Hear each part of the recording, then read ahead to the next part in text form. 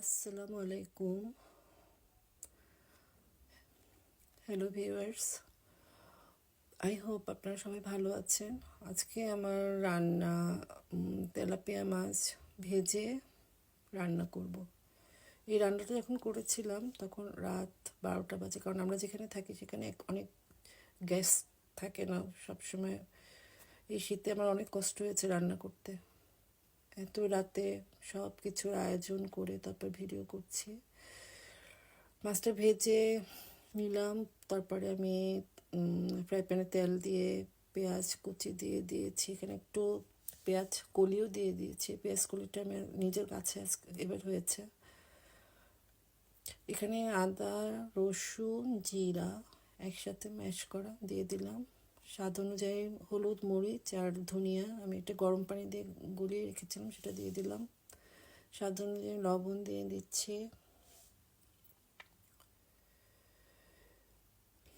আজকে যে আমি একটু জিরার ফাঁকি করেছিলাম সেটার ব্লেন্ডারটা ধুয়ে পানিটা রেখে দিয়েছিলাম। কোনো কিছু আসলে ফেলে দেওয়া উচিত না। ভিউয়ার্স, আমার আজকে রান্নাটা ভালো লাগলে আপনার লাইক কমেন্ট শেয়ার দিতে ভুলবেন না।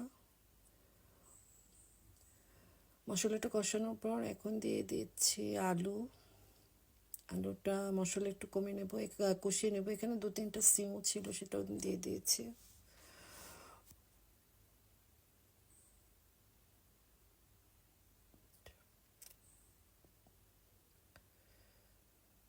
আলুটা কষিয়ে নিচ্ছি মশলায়।